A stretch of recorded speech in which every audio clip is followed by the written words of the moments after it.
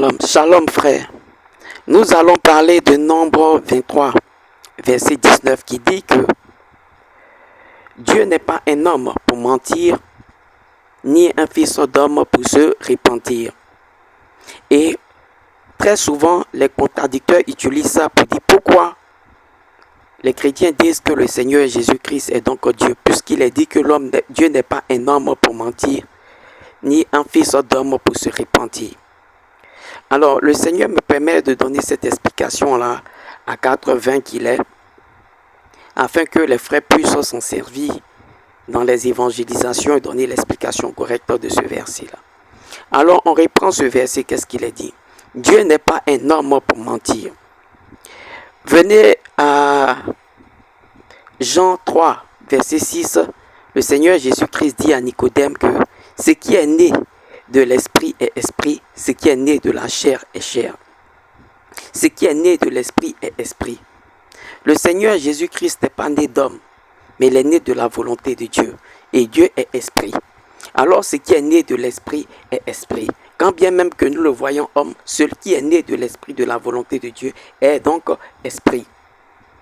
Donc vous comprenez automatiquement, Dieu n'est pas un homme pour mentir.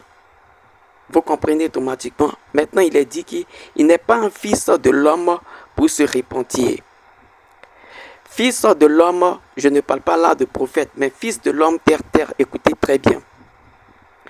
Quand nous lisons Jean 1, verset 12 au verset 23, on dit et Jean 1, le verset 12 au verset 13, il est dit clairement que ceux qui ont cru en son nom, c'est-à-dire en Dieu, en Seigneur Jésus-Christ, il les a donné le pouvoir de devenir enfants de Dieu, lesquels sont nés non de la volonté de la chair, du sang, mais de la volonté de Dieu.